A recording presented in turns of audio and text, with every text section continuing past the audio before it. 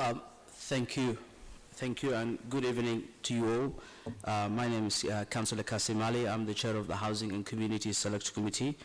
I would like to welcome you to this meeting. As we all know, the government's regulation has expired for the local governments to have remote meetings from the 6th of May 2021.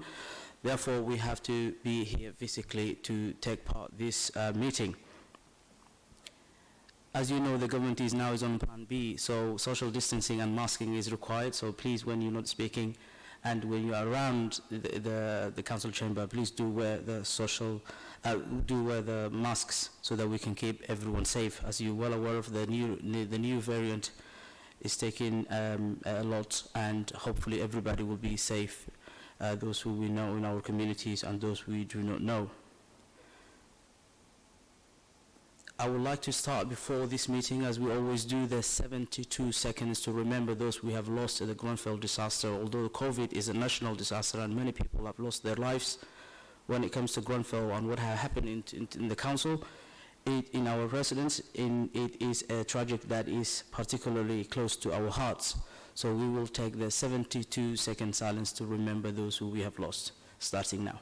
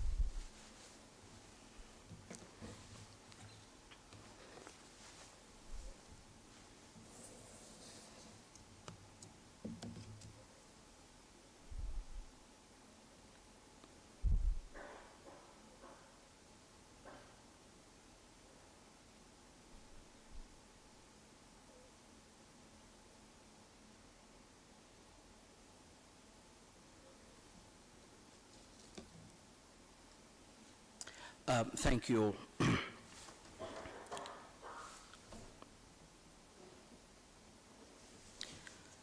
It's good to remind everyone, please use the microphone when it's your turn, and if when it's not your turn, please do switch it off so that we can all hear each other. Moving on to the first item of the agenda, if there is any apologies, I have been told there's a late arrival apology from Councillor Alison Jackson. If there is any other one, I don't think we have any other apologies. We are all here, and Councillor Alison's late arrival has been documented. Is there any declaration, A2, any declaration of interest? I'll take as a no. A3, we have minutes. I believe that we have read the minutes, and if there is any corrections of the minutes, please do let me know. If not, I will be happy to sign on your behalf. Agreed. Thank you very much. Now that is out of the way, before we go into the item number A4, I would like to inform select committee members as well as the members of the public who are interested in scrutiny. We as a scrutiny team, select committee from this housing and communities scrutiny as well as other scrutiny committees have been trying to improve continuously what we do at the scrutiny. And we've attended a well-delivered scrutiny conference organized by the Center for Scrutiny and Governance at the beginning of this month. And thanks to the chair of the OAC, and she's Councillor MT or Arizona Emeritus Rossi has allowed us, or at least informed the chairs to attend that meeting and the importance of making sure that the scrutiny stays up to date. So we thank you, Councillor Rossi, for your time, as well as manager for the scrutiny at the RBKC, Jackie. One of the themes that the scrutiny session that we attended this month and continuously to attend is getting residents to participate in scrutiny and residents' involvement. And I think it's something we have been doing as the Committee for the Housing and Communities. Having said that, I think it's also important that external views are heard, and we have invited not only this year but also last year external from University College London, UCL, as well as researchers who are working in our borough from also the University of Manchester. And we will continue to do so because we would like external advice and support where it's necessary. We have taken a lot of time to make sure that we invite residents to come to our meetings. Those have been, we thank those who have taken the time to join us, but I would personally like also to extend the invitation to the other members of our residents to attend our scrutiny sessions and to take part so that we can scrutinize to the best of our ability the council leadership as well as delivering a service fit for RBKC residents. I therefore would like to invite members of the TCC to join us, that's a tennis consultative committee, to join us for the next meetings and contribute their ideas what we could do to improve the council's housing and communities that we scrutinize at this meeting. This is just to remind everyone that constitutionally here is where is only taking place scrutiny. Other groups may come to meet and have a network, but this is the only place that scrutiny happens, and this is the place that we are constituted, and the council is responsible to deliver scrutiny that's a fit for our residents. So I will take this pleasure to invite you all, and I look forward to your participation. Moving on to the A4, this is an update, an ongoing update from the New Homes Program, and we have been asking, I remember the first meeting that I have chaired as the scrutiny committee, as the scrutiny chair was 20th of July 2019, soon after I was elected, and the first agenda was New Homes Program, and I think the feasibility studies we have done, we will continue to do so, the New Homes Program, because it's important to build homes, about 600 homes that we're doing at the council, but also it's important to make sure that the council, the homes that are building are not only fit for human habitation, but also fit financially and deliver the much needed housing, to meet the much needed housing crisis in our borough. So I therefore would like to welcome Councillor Kim Taylor-Smith, the Deputy Leader and the Lead Member for Housing, to speak on this item. As well, we have Anna Bembo, who is a Senior Officer, to also get involved and take part in the participation. If she was to speak, more than happy to do so. Whoever starts, Kim? Councillor Taylor-Smith. Yes, thank you, Chair. I'll do a short introduction, and then, as I say, I've got Anna here, and she'll be obviously we can jointly deal with questions. So, as I say, this is really just an update. 2019 seems like a long time ago, and as you've already mentioned, the objective of the New Homes Programme is to utilise every bit of council land that we have. It doesn't involve displacing any residents, and maximise the number of homes, social homes that we can get, and the commitment is obviously the 600 with a minimum of 300. And it's important, I think you mentioned it in your opening address about financial on this, because the way that we are doing it as far as the council is concerned is we're financing this programme by using mixed tenure schemes and mayoral grant from the GLA in order for us to do that at a nil cost. The original model was not looking to go to the council and asking the council for capital contribution to it, and I think that's important to remember. So at the moment our first phase is now all in, contractors are beaving away, and the first site will be ready for occupation in October this next year. And the rest by the early part of 2023, and that's 97 homes, of which 51% will be at social rent and 22% will be at an intermediate rate, and we're going to be talking a little bit later about key worker homes. And it's important that the commitment is across all of the sites, because there's some sites where we'll be able to go have more social homes and other sites where it's more appropriate to use open market. But the important thing is that they're going to be tenure blind. You won't see any difference by going into any of these homes. And importantly for us, they'll also be rented and not sold. And that gives us a degree of control. And it gives us the opportunity to dictate who actually lives in our homes on these estates as well. We don't want to see people doing Airbnb or lock and leave. So the first phase, as I said, is all gone. The second phase, which are effectively the more, we started with the easy ones. The second phase, we submitted today planning for the development at Barby, which I know you yourself, Chairman, has been to see. That's 83 homes. So that's going on. We've extended the consultation period because obviously we have the intervention of Christmas. This week we saw the approval of a small scheme, but again quite complex, at Silchester, and that's a further 11 homes. And now obviously we're able to go on and start looking at procurement, because at the moment all of our viability is based on estimates, and it's only when we get in and we start procuring the contracts that we obviously then start to learn what the real cost. And I think I mentioned at previous meetings we're getting some concerns because costs that we're getting both in terms of labour and materials are under a lot of pressure at the moment, but we're working hard on that. There are two other sites that are in there which have caused a lot of debate over the last couple of weeks. One of which is the proposed site at Edenham, and the second one being the site at Cheney, both of which have resulted in people doing petitions on them. And you would have seen, Mr. Chairman, that we've announced, following the petition submission, that we have withdrawn our planning application and are going to reconsider how we might go back and work with our residents and have another go at seeing if we could reach agreement, recognising that we've been doing this since 2019, and I've lost count on how many designs we've done, but I think it's important that we do this with our residents and that our residents feel that they have been consulted, and it was quite clear from our meeting that wasn't really the case. So we're now looking at our future phases at the moment. The largest one, which is the largest site we have, which is Lots Road, that's a combination of a commitment to have a care facility of 65 plus homes at the moment, so that will be in excess of 200 homes on that site. As I say, it's our largest site.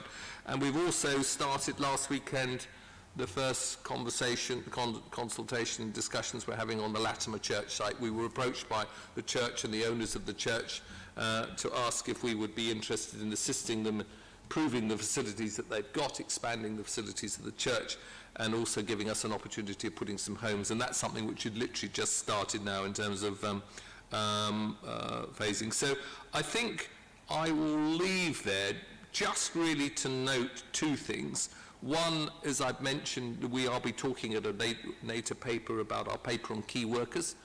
And obviously key workers, intermediary homes are an important part of our new homes programme.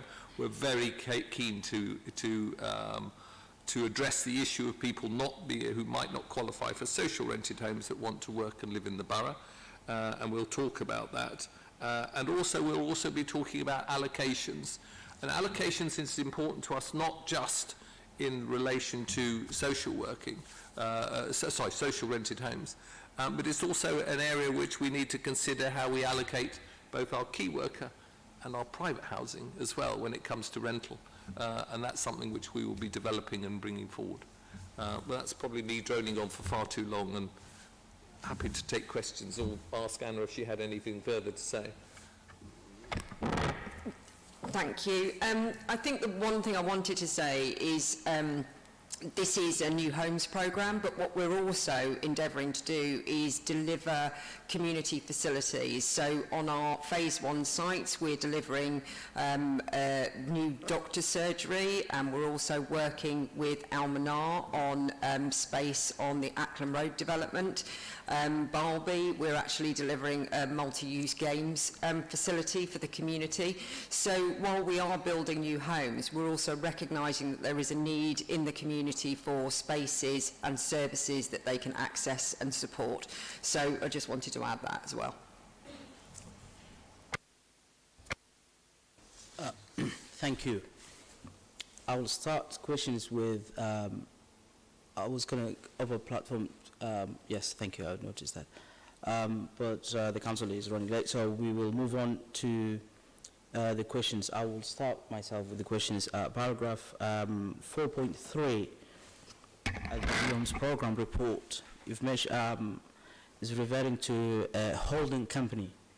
And I've also watched the leadership meeting on the 10th of November last month, and the company is like a skeleton company. There's no meat on the bone on this. And what I've realized was you've really managed to get through the leadership without specifically giving more details of the company. We as a scrutiny committee would like to know more about the company. For example, who will be the stakeholders, directors of the company, how the decisions will be made. Can you give us a bit more details about this company that has gone through so that we could be part of shaping as a scrutiny and have a role in it rather than passing it through just like it's been happening in the leadership? Thank you. Well, firstly, Mr. Chairman, can I lay you fair? It hasn't been passed through. I mean, what has happened is that the leadership team decision was effectively about establishing a vehicle in order to hold properties outside of the HRA, because obviously the HRA will hold properties at social rent. We have to have the ability to hold and own properties that are both at key worker rent and private rent. And so, but as far as the detail, specifically things like who the shareholders are, what the stakeholders are concerned, that's something which is yet to come back as far as leadership is concerned, but it's something we need to put in place. As an intermediate arrangement with our pilot scheme that we did on our key worker homes, our 14 homes, because we didn't have this, I will refer to it as an administrational structure. We've actually used Westminster Council as a third party, like a letting company, in order to do that. But I'm going to turn to Anna, who can probably give you a little bit more detail in terms of what the timetable is in order to bring it back. I'm very happy to bring it back to scrutiny.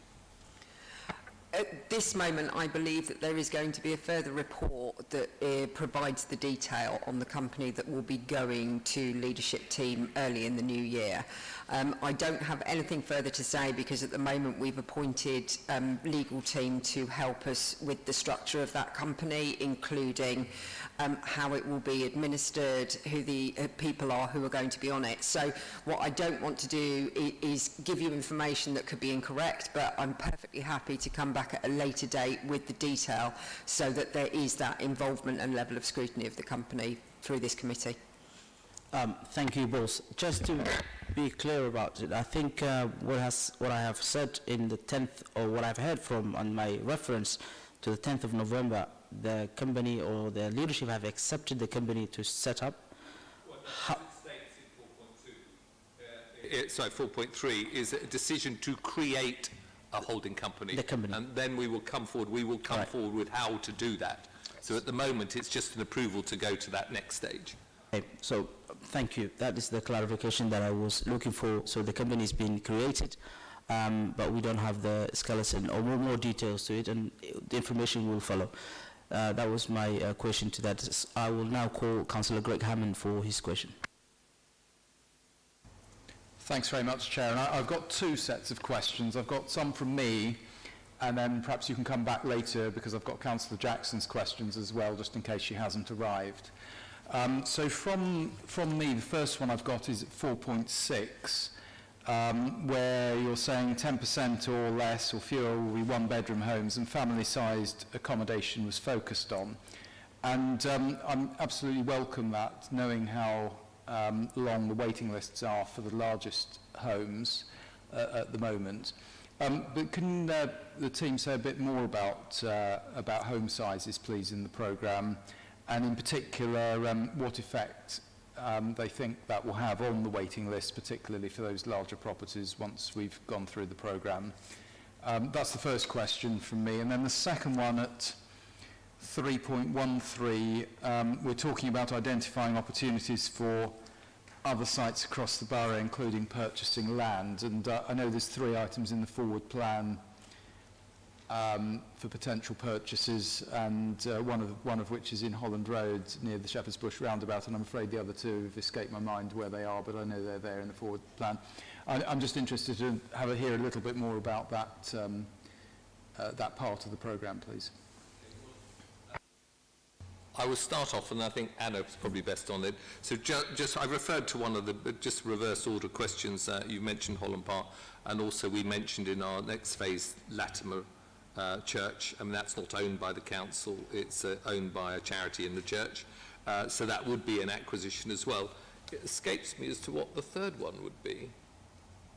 I think there's only 2, but I'll check, but I think there is only 2. I know we've put them all on the scrutiny list, but I'd they do escape my mind. Maybe I've imagined it. Yeah. As to the first question, do you want to talk about access and... Yeah, so way back at the start of the programme in 2018, 2019, we were looking at our housing register and the waiting list, and we recognised that 600 homes is not going to make a very big dent in that, but what we needed to do was look at the actual length of time people have been on the waiting list or in temporary accommodation, and what the specific needs were for those, because we know that one-bed accommodation is very challenging because a young couple could move in, but then they have children, so it was really important that we didn't create homes that there would be a high turnover because it would negatively impact on the social networks within the community.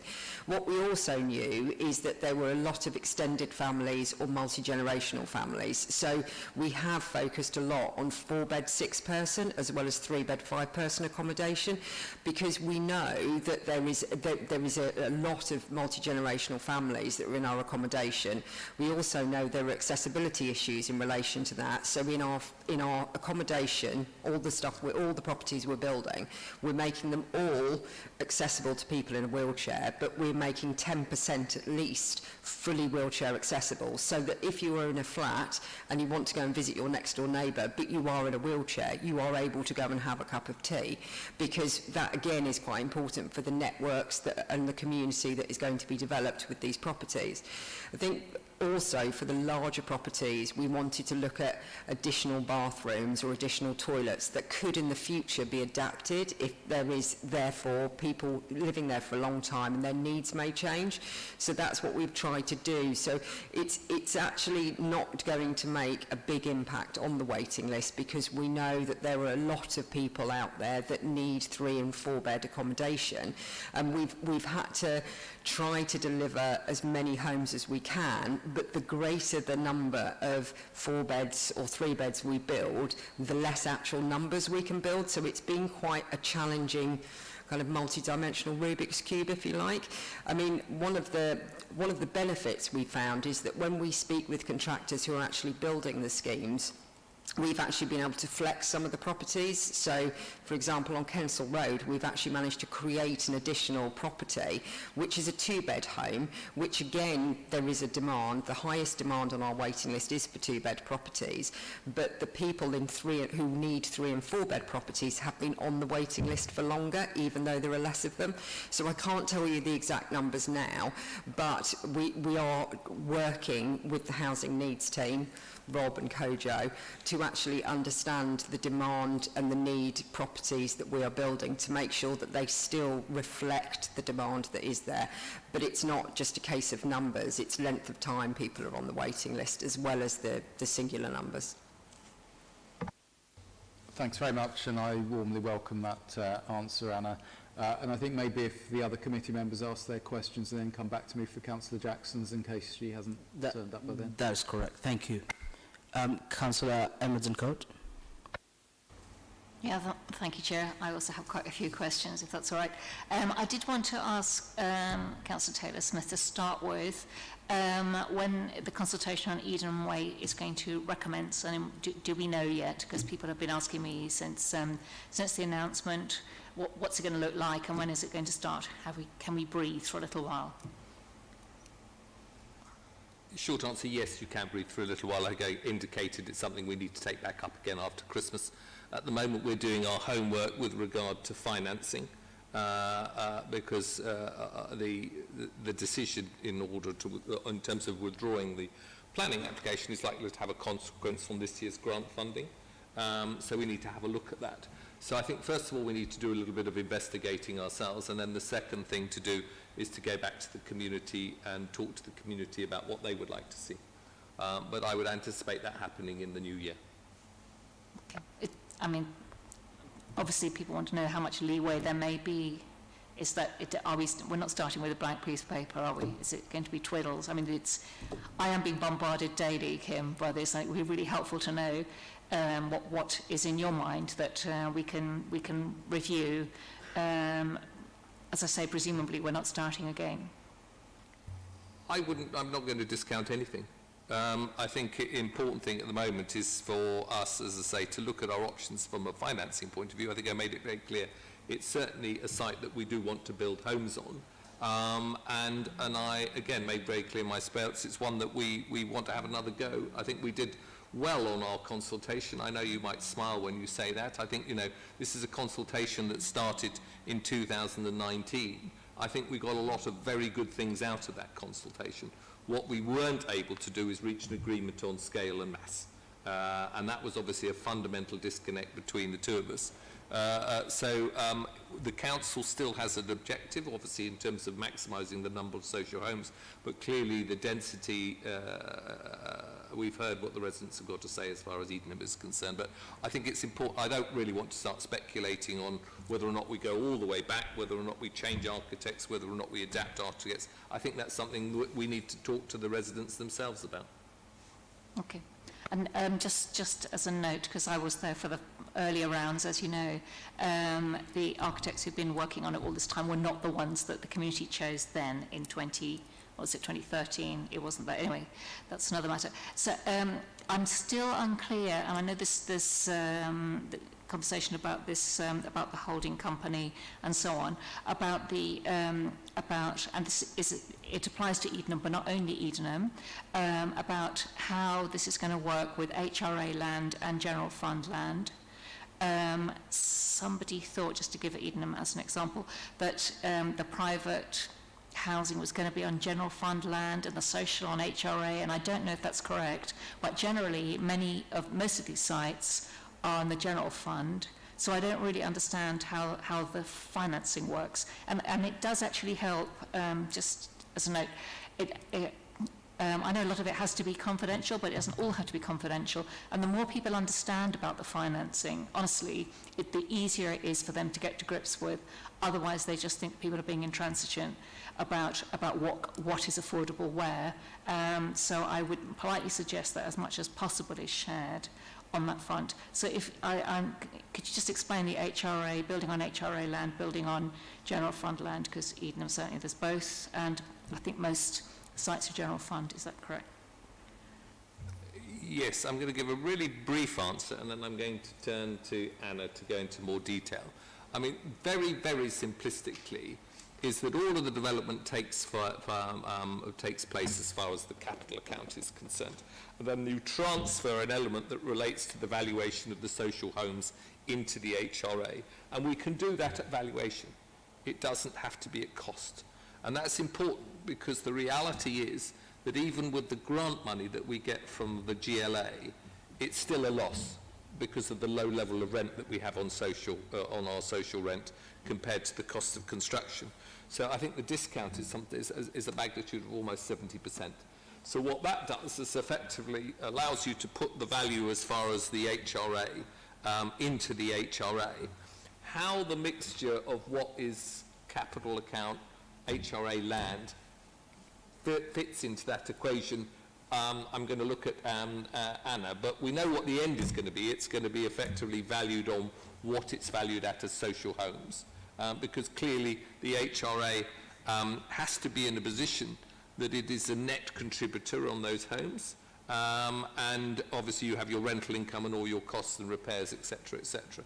So it's something that we can't overburden the HRA. That's very important. We do that because obviously that is a burden on our council tenants.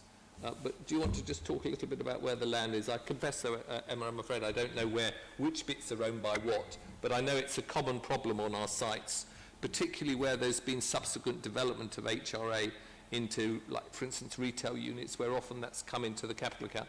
It is quite confusing, I confess to that, etc. But, Anna. So at this point, I can't give you a specific answer on specific schemes at this committee because it is complicated, as you've noted. I think you are completely correct that when we come back to this committee with the detail about the holding company, we need to give for each scheme kind of almost that explanation to actually be very clear about what is on HRA, what is on general fund, what properties are going to then be transferred into the HRA and how they are valued, but I don't have the detail now to be able to tell you. I've got two more, if you don't mind. Actually, I've got loads more, but I'll stick to these two. One of them is, actually this came up at the last council meeting, and I'm a bit mystified, about Thamesbrook and Lots Road, because there was a commitment, and I don't know how binding it was, that the funding from Thamesbrook was going to be used to build the new care home in Lots Road, and I have seen some early plans for that. This now 75 million or whatever it was has, I don't know where, but Lots Road is now going to be cost neutral. The care home is going to pay for itself, the housing is going to pay for itself, and it seems to be all, if I remember correctly, it's all private housing there, and it's quite a large site. So if I've got that wrong, please correct me, but where's the money, which is what Councillor Wade asked, if you could give me some idea of Lots Road, because I kept on thinking, why aren't we building more social housing on Lots Road? Because we've got a large site on that, I mean, we've got other bits in Lots Road, but on that site next to the car pound and going north, it is quite a large site. So I don't understand what's going on now there. And I've got one more question after that.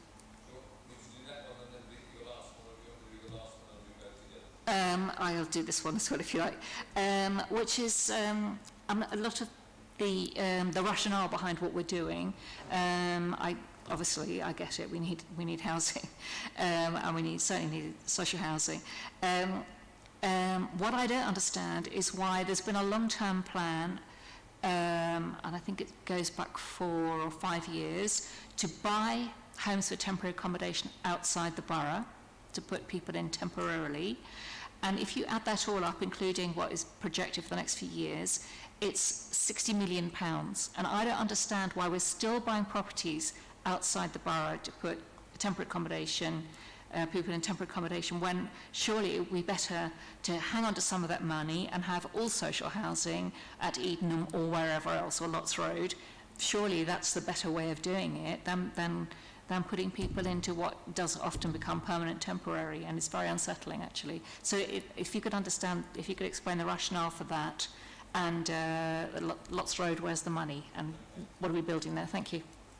Well, let me start with Lots Road, and then I'll let Anna talk about the temporary accommodation, because it really is a case not of either or, it's a question of both.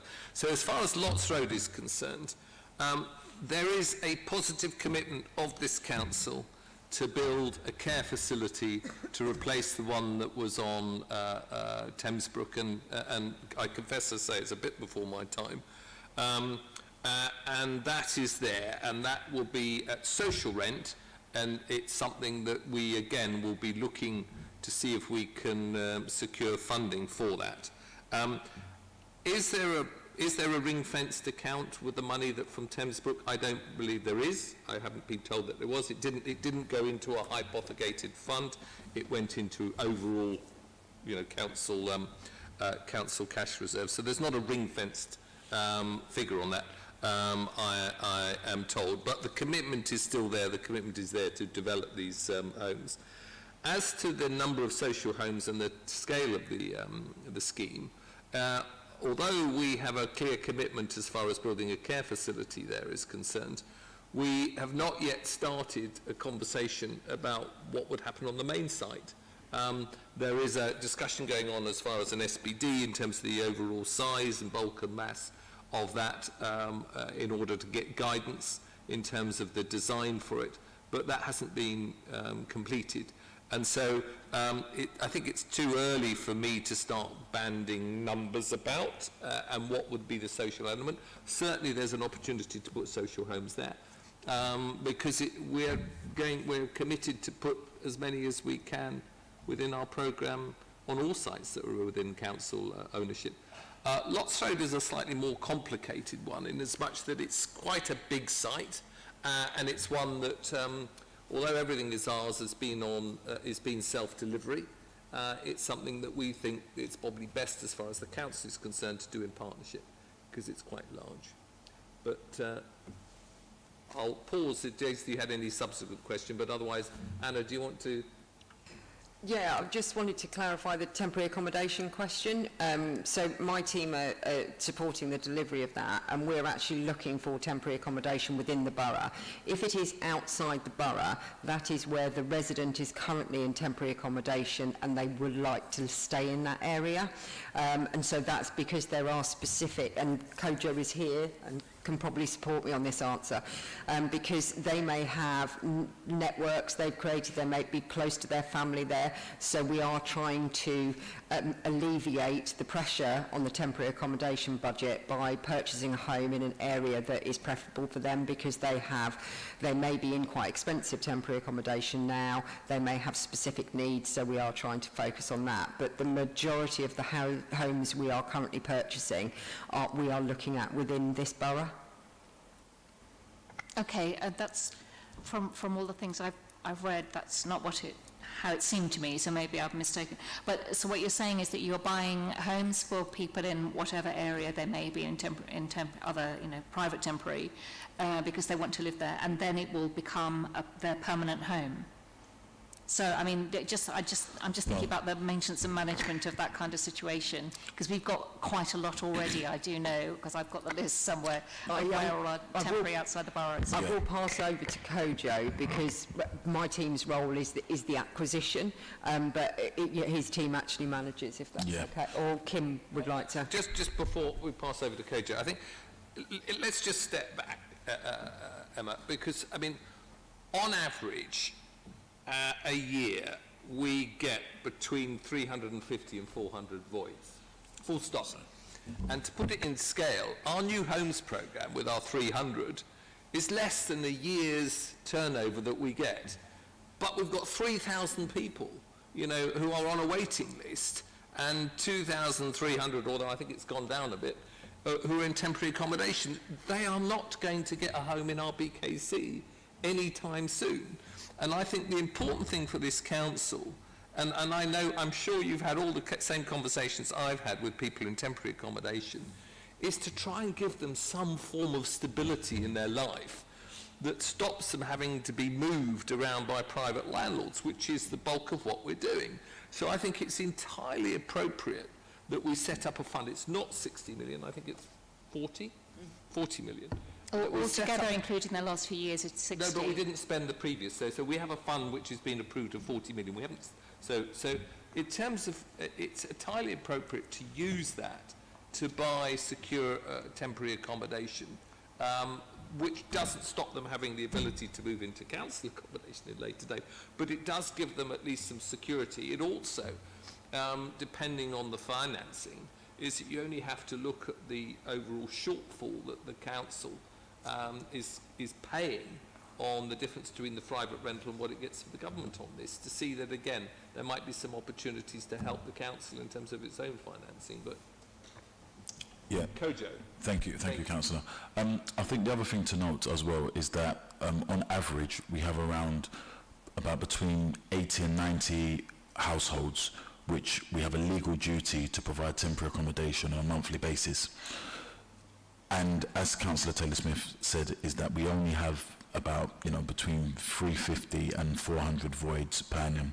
So we don't actually have the sufficient amount of supply to appropriately discharge our full duty to the numbers that are coming in, which means that we require temporary accommodation.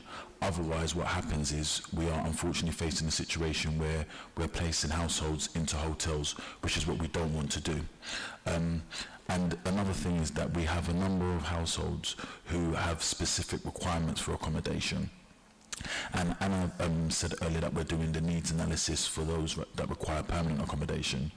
We're also doing a needs analysis for those who require temporary accommodation because, for example, wheelchair adapted, is it 12? I think there's 12 households currently on the waiting list that require wheelchair adapted properties, and we some of them have been waiting for a significant period of time, and it's not appropriate in terms of customer service to leave them in unsuitable forms of accommodation, which means that whilst they're waiting for permanent accommodation, we have to procure temporary accommodation. And to be honest, we don't actually want to do that, but because of the situation and the circumstances, we're compelled to do so. Thank you. And in fact, I just want to say, just to finish, Yeah, okay. you know, you've told me things, I know exactly, I know the situation. My issue is how we're dealing with it, and I'm still not happy about that. So, but thank you. I mean, I did know all this because I read everything. Thank you. I think the New Homes Program is directly related to the temporary accommodations outside of the borough, but I think there will be a good opportunity to talk about the temporary accommodations outside the borough in March meeting, I believe, our last meeting. So there will be plenty of time to discuss. So, Councillor Tom Bennett. Sorry, Chair, I was just going to make one quick comment about temporary accommodation outside the borough, but... If you want to follow up the discussion, I know it's taking time. I will allow you one question if that's okay. Go ahead. I think it's important topics. I'm glad we'll discuss in more detail in March. But I suppose just to give maybe a slightly different opinion from the committee, I remember the first... one of the first residents I visited when I sort of got involved with the council was a chap in temporary accommodation in the borough who was in basically a studio apartment, him and his girlfriend and his 2 children, and he used to put them to bed on the bed, and then when it was about 11 or 12 o'clock at night, he would move the kids onto the sofa and him and his girlfriend would get into bed. And I think, you know, for the price of that studio apartment, they could get something which was probably much more appropriate for them outside of the borough. And whilst I think some people on the housing waiting list and in need of homes would prioritise a smaller place inside the borough, other people would much prefer sort of more space for their family outside the borough. So I think looking at buying or taking long-term rental of temporary accommodation properties outside the borough is in the best interests of a lot of our residents. So that was just a quick comment on that. Question-wise, I just was reading through section 5 about the sort of changes in the consultation process as we've gone through the different projects and different phases. And I don't know currently how many are yet to start. I suppose Lots Road, the main site at Lots Road, is still yet to start at the consultation process. I don't know if there are many other sites. I know we're fairly limited in this borough. But there's just one thing I noticed from, wasn't a council project, but from the development at South Kensington Station, which was TfL and native land. Obviously, scale and massing is always going to be a debate, and that's one side of it. But I think as important to the residents there was design, and I notice in the paper it says that we've moved more towards a sort of blank canvas, which wasn't how we started, but we feel now that that's more appropriate. And certainly I noticed in the South Kent station, and I'm sure Councillor Hammond noticed the same thing, who's very involved in it, by the time we're going back to their architects and the developers asking for changes, I mean, they had this sort of ultra-modernist architect, sort of Richard Rogers' practice, and he was just never really going to deliver what the residents wanted. So I'm encouraged to see the fact we're going more to a blank, even though it's harder, that we're going more to a blank canvas. And I just wonder whether that will sort of be before, we'll even discuss sort of, do you want more traditional architecture here, or do you want modernist? And even if they're not selecting the architect, sort of understanding that before the architect's selected. Yeah, so I don't know whether you've ever used Pinterest, but what we're looking at the very, very early stages is while an architect has had to work on a level of scale and massing to understand the art of the possible, what we are going to with the community is it's very difficult going with a pure blank sheet of paper, because some people, and I will, for example, Councillor Dent Code has significant architectural experience. Other people are more want to go for more, this picture or that building, or I like the look of that. So we're trying to go very much with kind of almost a flip chart and a Sharpie and a web browser, so we can show people pictures, because then we can get an immediate, no, I don't like that, or yes, I do like that, as opposed to asking them a question going, do you like modernism? Do you like traditional architecture? Because that, for some people who don't have that knowledge, it is quite a difficult question to answer. But we also have to have guiding principles about the style of buildings around, and that's where the architect's knowledge is actually very important, to actually say, well, I know you like that, but it may not fit here, but how about something like that? So we are trying to get into very much a discursive element, but allowing for the people not having the detailed architectural knowledge, which is why we're going, and I keep likening it to a Pinterest board, so that we can use images, because in some respects images do tell a better story than words. Yeah, that's encouraging to hear, and I think exactly as you describe, a sort of Pinterest board sounds like a very sensible way to go, as long as we sort of make sure that it's broad enough, that you know, it has that sort of range of different styles. But yeah, examples of buildings, I would imagine majority of people respond to much better than just the written word of sort of descriptions of architectural styles. But no, that's encouraging. Thank you. Thank you. Councillor Dolish-Martin. Thank you, Chair. I've got 3 questions. Well, 2 of them are related. The first one is in respect of Edenham Way. I think it may have been partly answered, but what will be done differently when approaching this project, and what lessons have been learnt that can be applied to the other projects coming afterwards? So that's question 1. I think that's a really simple answer for me. I think that where we went wrong with Edenham was not starting with the bulk and mass and housing numbers and discussions about viability first. Is that I think by starting with a complete blank piece of paper, then we didn't actually set any pitch or parameters. We would have got those discussions out a lot earlier rather than we did, and that's the lesson which we've learnt. It's the lesson which we've reflected in the Latimer Church consultation that started this week, is that we've made it very clear, this is a project brought to us by the Protestant community. It is going to require us, to build, I think it's 25 homes. Is it? I think it's, yes, it is 25 homes, in order to make it work, with the church, etc., etc. And I think that was the big thing, I think, that we learnt. So people could appreciate, we could agree day one what co-design meant. Because I think, and we found this at the council meeting, is that co-design means different things to different people. So I think if we could started with that one and knew what it meant, knew what our parameters were, that would have made the journey a lot easier. Dory. Thanks. Now I'd like to turn to section 7, GLA funding. The first question is the definition of what constitutes the application for the grants, because I note here that to get the whole sum of money, everything has to be kind of claimed by March or before March 2023. So the question is, what's the definition of a claim? How will the GLA accept the application to get the rest of to get the money? That's question 1.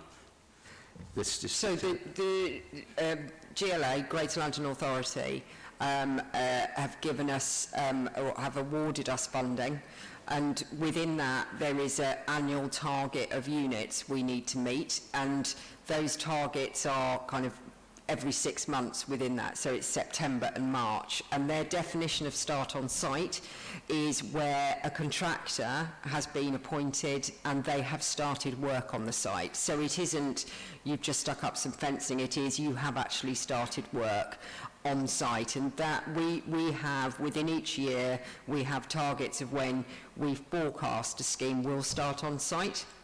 But the overall funding goes up to March 2023. It was extended from March 2022, but it's not that all of our schemes have to start by March 2023.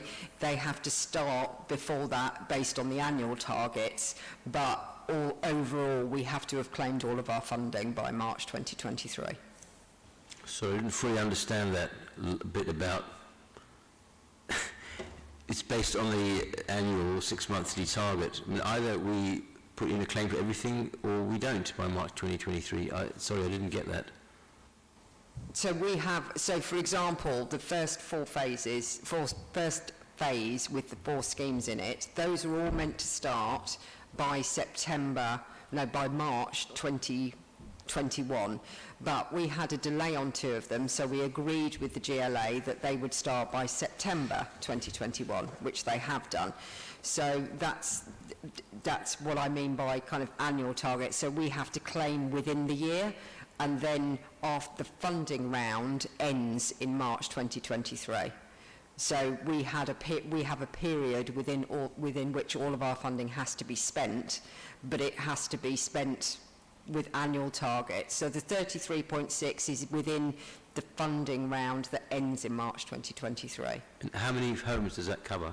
What the 33.6 covers our programme, which is, I don't know the exact figures, but it's over 300 social rent, and then the rest is intermediate rent.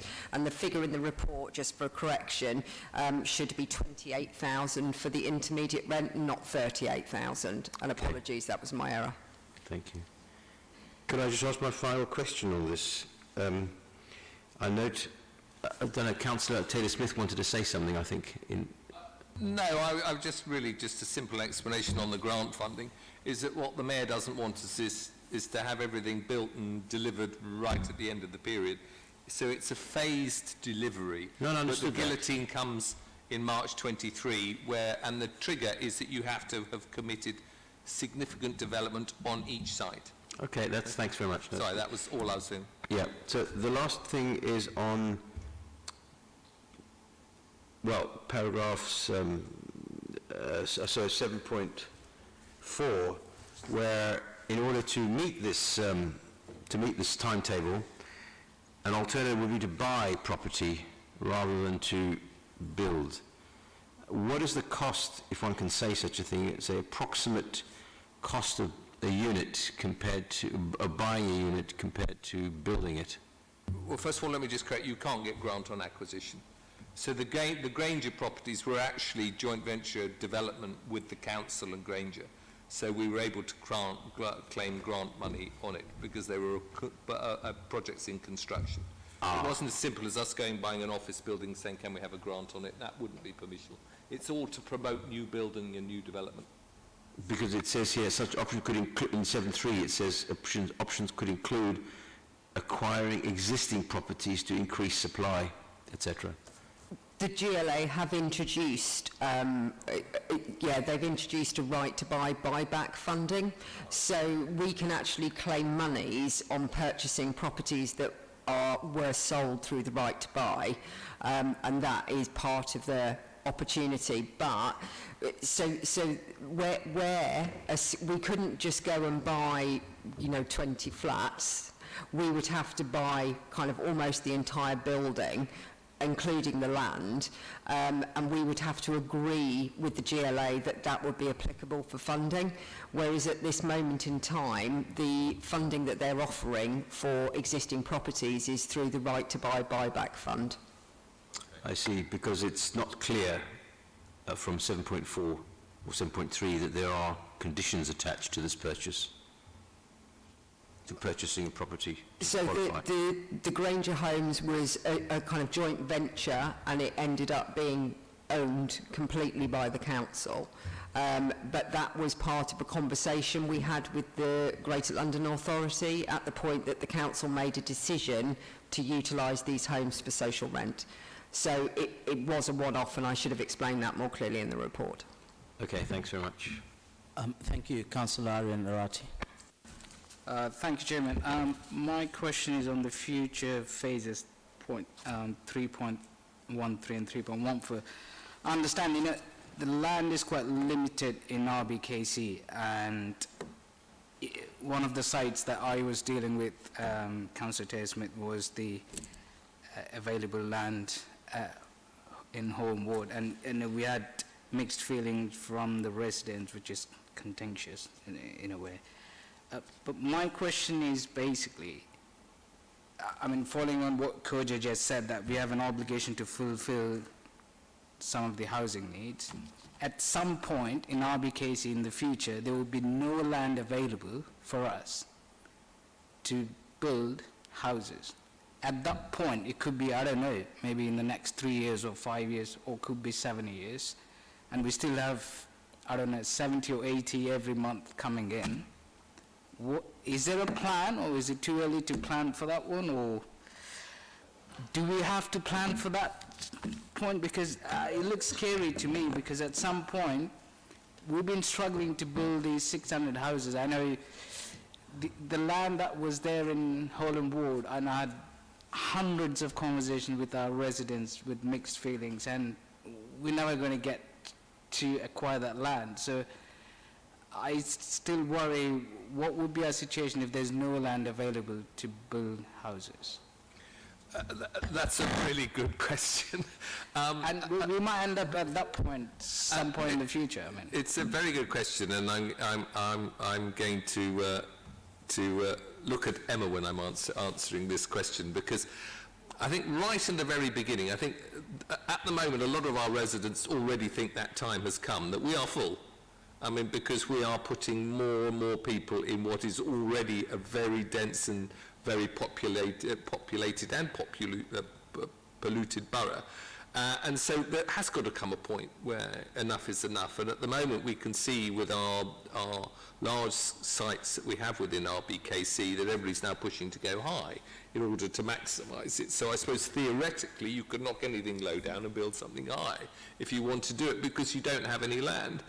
I smile, as I say, when I say this, because I know when one of the first times I went to a meeting to talk at a conference on housing, next to one of my very favourite counterparts in a Labour borough, I talked about how the London needs to take a London approach to homelessness, because that's what happens in Birmingham. You know, if you're homeless in Birmingham, in Edgbaston, you don't get housed in Edgbaston, you get housed in Birmingham, and that is part of the problem that we have for us, because I believe that residents should be in a good quality home, but it might not necessarily be in RBKC. And I understand that people grow up and want to live here, but I think it's important to give people good quality homes where they can flourish with their housing.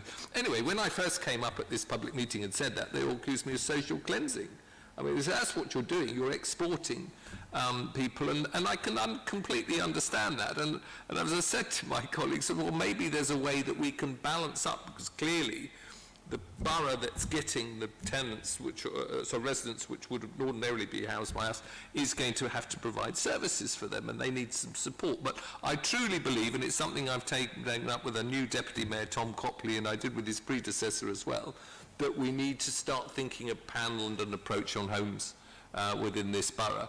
And the only thing I think is the light on the horizon at the moment, that I am finding that my Labour counterparts are beginning to agree with me, because they're having the same issues themselves of not having land and having to put them to somewhere else as well. So it's becoming more of an issue, but it's a real worry.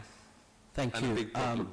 Since you've been mentioned a couple of times, Councillor, then Colin, you want to speak. The floor is yours. Social Yes, I cleansing, do. Emma. Thank you very much, Chair. There are ways, it's just that we don't necessarily have the laws to deal with them, and if we add up the number of completely empty homes, the number of second homes, which I know is difficult, but a lot of the second homes are very rarely lived in, and the number of Airbnbs.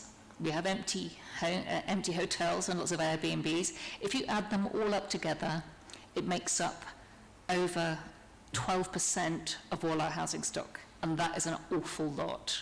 It's an awful lot of homes. So partly, and maybe we can do this together, Chair, as a committee, we should be lobbying Parliament to actually get some of those laws changed. Airbnb is a complete nightmare, and there's Airbnb in estates which have been funded by MHCLG as it was, and now by the Mayor of London, and we should not be allowing that. We have to keep an eye on that. Airbnb is not, it's not healthy. It's fine to have some of it, but it's outrageous. I know, pandemic aside. But it's nearly, I think it's nearly 14%, between 12 and 14% of all our homes are mostly empty. Thank you. I will allow Councillor Arati to have the final say before we can come back to you, Councillor Gregg. Councillor Arati. Well, thank you, Chairman, but I understand Emma's point on Airbnb second homes. That's within our control, I believe.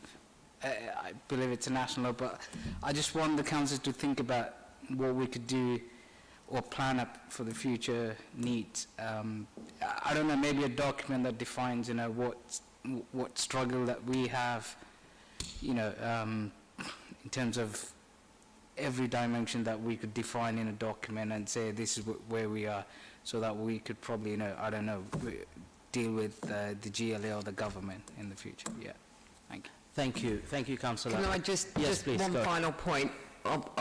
I'll get on with delivering the programme, but I'll try and do that in parallel. But it is a significant challenge, not just for us, but for the rest of London. I don't mean quickly, but, I don't know, maybe in the next 1 year or 2 years. Thank you. One final point. Yeah, sorry. Thank you for raising it. It is a very difficult issue, and part of the work that my team is doing is about having realistic conversations with residents who approach us for homelessness and housing assistance about the prevailing circumstances in the borough, and considering their options, especially as has been highlighted when we have a number of people who are in temporary accommodation, which is outside of the borough, and sometimes they're there for a significant period of time with their children, and their children live in other boroughs for a sustained period of time through most of their school years. And we do have access, and it's not necessarily enough to deal with the demand, but we do have access to accommodation out of the borough to help manage the situation, and it's about having conversations with people about where they want to settle and what really is important to them. And what you're saying there kind of touches on part of the allocation scheme that we're looking to introduce, which we're going to talk about. Thank you. That will lead us back to the allocations policy, the key work that we'll be looking at it. I promise you the New Homes Program will continue our discussion. We will with it, and as well as the temporary accommodation early next year. So now we'll give the platform Councillor Greg Hammond to ask a question on behalf of Councillor Alison Jackson. Thanks very much, and her medical appointment's obviously gone on a long time. So she's interested in the latest developments on Cheney, please. And she's got a few specifics which I'll have to read out. On an environmental point, what will the new buildings look like? I think this is over the whole scheme. What will the buildings look like in 30 years' time? How easy will they be to retrofit and to repair, to add new boilers or greener systems? And what does the maintenance programme look like at that kind of range? That's the first question. The second question at paragraph 1.3, where we're already focused on increasing development of non-residential facilities such as community and employment space where possible. And the question she asked her, how are social rent homes paying for the Cheney Children's Centre? And I think you answered that, or I did part of that earlier, but perhaps go into something specific on that particular site. And then the third one, can you tell her a little bit more about how the council is developing the non-residential facilities in Lotts Road, which is identified as a creative employment zone? And what is the ratio of new houses to non-residential facilities? And that's it. Can I suggest, Mr. Chair, that we respond in writing? I mean, these are very detailed questions on specific developments that we may or may not do. Particularly relating to Cheney. We were literally just completing our consultation on that, so rather than give our answers to those questions, I think we're probably better to write on them, and some we won't be able to answer because we haven't yet got to that part of the scheme yet, so but I think that's probably more appropriate. Thank you for that response. Shall we put timeline to it? Our next meeting will be the 31st of January. So would you respond to I'm sure Councillor Jackson beforehand? something before the 31st of January. I'm looking at Anna. Yeah, if you could email me the questions and then we can do a response prior to the next meeting, yeah. You'll have the email within the next 5 minutes or so. All right, okay, thank you very much indeed. It shows clear evidence that we are all interested in the New Homes Program. The Council is taking on, and with the support of London Mayor. And this will continue, I promise you. It started with my time as a councillor as well as a chairman for that issue to begin with, and it will continue, and I'm sure future councillors will continue to deal with this. We also have talked about the New Homes Program as well as the temporary recommendations that are very much relevant to the New Homes Program. We will have more time to find out and get to know how much money is being spent on the New Homes Program, as well as how much money will be spending on the temporary accommodation. What can we do about it? And that will be hopefully in March meeting. Other issues we've talked about is the creating of the holding company, which is, we don't have information from it, but the lead member and the senior officers have promised that they will share with the scrutiny team when information is available to us so that we can scrutinize it fairly. Further moving forward, the number of homes and the number of properties, bedrooms will have effect on each other, so we talked about that one. Eating away the consultation and what's been learnt from it and how will be in the future will be continued is another issue. The architect selection, of course, pleased to say that, of course, Anna mentioned that we have architects on our own in the selected committee. It's good to have that diverse background, and as Councillor Emerson Court is here sitting in long-term interest in the architectural issues, and good to have that input when you have someone who's expert in that field to be part of a committee and a select committee. So good to have you, Emma, on this. The GLA funding and the target, we've talked about the issue the Councillor Doris Marcelling has mentioned, and the timeline for the mayor's funding to go through. And amazingly, what we've both, I'm sure the reaction the lead member has given, and myself as well, it's a right buyback time money. It's just completely when the term, it's that interesting to where we are now, the right to buy and you know, to get money back and the funding within the right to buy issue. So it's housing issue is evolving as we go ahead, and it will continue to do so. One of the issues also being talked about is the land available to us. Rightly, Councillor Aryan Arati mentioned, how are we there yet, or we have still a few more years to finish off. Again, empty homes, Airbnb is another issue that probably we'll be talking about in March meeting, and finally environmental issues for the New Homes Program. I think all of that said, this has been, we've given enough time for this item, and I think it's worth the time has been given. We are moving on to the next item of the agenda, and it will be again this scrutiny committee not looks only for the New Homes Program and other issues. We also give a time for the key decisions that has been taken or will be taken by the by the lead members and the leadership. Therefore, we are looking into two key decisions now at the moment: the revision of the council's allocation scheme. Once again, we will welcome to the platform Councillor Kim Taylor-Smith, as well as the senior officers supporting Officer Kojo and Robert. For both of you, thank you for your time. And if there is anything, we will be able to help with the lead member. So thank you, Mr. Chair. So very, very quickly this time, I'm conscious of time. So we had an allocation system that dates to 2014, and we started a consultation only about 3 weeks ago on the 29th of November. I'm encouraged by the number of people who've already responded, but it's going to run through to towards the end of February. So we haven't yet had everybody's comments back. I think we've already mentioned about the turnover of voids of 300 to 400, and so that's a really precious number. And we obviously have, with so many people demanding homes, we have to have a basis of, and fair a basis of allocating those. So I'm going to turn to both Rob and Kojo to maybe give you a bit of a sense of some of the initial comments that have coming in. Obviously, we will do a fuller report, and it will be going obviously through to leadership team. But This is an early heads up.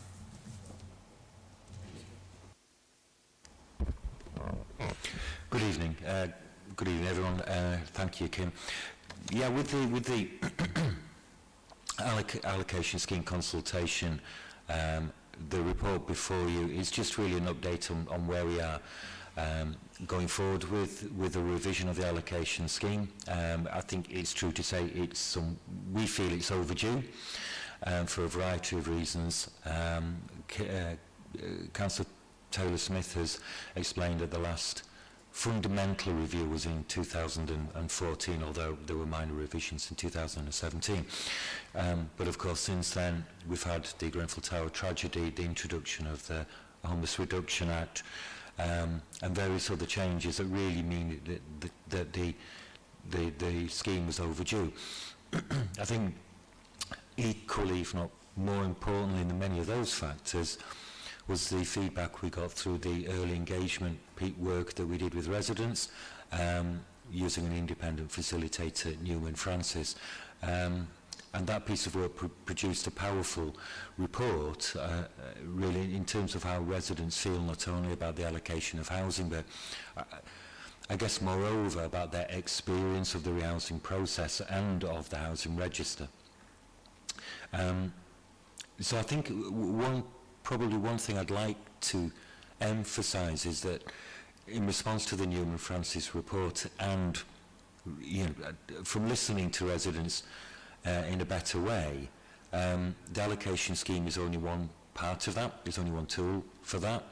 The allocation scheme deals with allocation of social housing and who we prioritise, but we're aware that and we are taking steps also elsewhere to improve the residents' experience of that rehousing process as well. Pardon me. So where we are now is, as Councillor Taylor-Smith said, we've launched the public consultation. We've had around about 50 responses so far, which is really encouraging. I think Councillor Taylor-Smith overestimates my power to know what has been responded to yet. I've not seen it yet, but the level of response is good. We will be taking kind of more proactive consultation events forward, so we're not just relying on an online survey. We'll be doing workshops and online focus groups, etc. as well, so we can get into some qualitative as well as quantitative kind of discussions. We can get into the detail, we can hear people's experiences as well. So, and I know one of the appendices gives an overview or a flavour of the kind of areas that we've looked at in response to the Newman Francis report and the kind of ideas that we may wish to explore, for example, around overcrowding, homeless prevention, etc. But I think at this stage we've very much got our ears open, as we did with the Newman Francis report, to hearing the feedback that we get through the public consultation. I hope that helps as an introduction. Thank you. Kojo, would you want to add something, or you're okay with that? I'll wait for questions and then I'll respond. I think Robert's given quite a good outline. Thank you. Thank you. Again, as we said, this will be a continuous scrutiny as we do. If there is any... yes, Councillor Aryan Arati. Thank you, Chair. Rob, in terms, I know you said you had good responses. Is that from the survey, 5.6? Or? Bear with me. Yeah, that's correct. That's right. Just a question on part 1, where you had allocation adult children over 21. Is that added because of the recent changes in the youth unemployment, and or is it something that you've been advised to add that point? I think there's a variety of reasons for that. And just to be clear, just to take a step back if I may, the current scheme for households who are not homeless, so the rules are different for homeless households in our temporary accommodation, but households who are not homeless, for example, because they're overcrowded, the decision was taken back in 2014 to, in effect, not recognise adult household members who are aged 21 or over, almost to ignore their presence. And the reason we did that was because there was such, as there is now, a degree of overcrowding in the borough that we felt it was more important to focus on families with younger children who were overcrowded. Now, at that point as well, local housing allowance caps hadn't come into the nationally, and so whilst not easy, it was easier for adult household members to be able to move out of that household and find their own accommodation. So that has obviously changed since, and adult household members do find it more difficult to move out and remain in the borough, not to kind of go back to Councillor Taylor-Smith's earlier point. But also just the listening to residents' feedback on the impact of overcrowding in the borough. And I think what we've wanted to do is have a little bit more of an ear to households who are not in temporary accommodation, because I think, to be honest, I think their voices can sometimes be a little quieter when it comes to the allocation of social housing, and that residents in temporary accommodation, albeit they feel they've not had a strong enough voice, is probably been a little bit stronger or more represented than other households. So I think we wanted, certainly in the Newman Francis engagement, we did hear of challenges that those households have. I think there are cultural factors as well that I think it was important to recognise. Having said all of that, we don't, and to return to a previous point, by recognising overcrowding a little more openly or a little more directly, doesn't mean that we have that supply of larger family homes. So we will probably recognise the need better, but it doesn't mean that households will therefore be allocated a larger home because we've recognised the need. It makes it all the more important that as a department that we're giving much better personalised advice to residents who approach us in different circumstances, and they've got a more informed choice in terms of whether they go on a housing register or look for different options to address those needs. Just to follow up, Chairman. Please follow up. I get your point. So let's say that two applications from two different households, same criteria, and you've got one household who had aged 21 or over, and the other one has, let's say, below 21 or 18s. How would that be determined? Do you get my point? I do. Well, I think I do. Please correct me if I don't.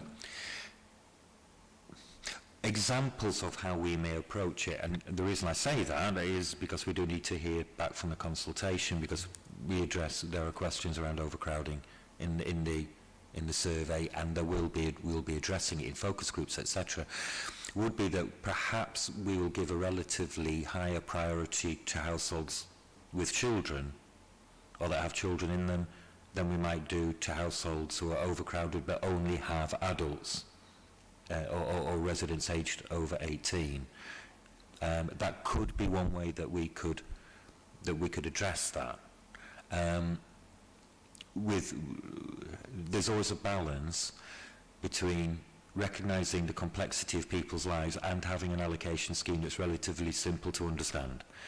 And the more nuance you put into it, the more complicated it can be to administer as well as set out. So that could be one example of how we could approach it. Could we have the results of the survey, please? I don't know if that's something that we could ask for.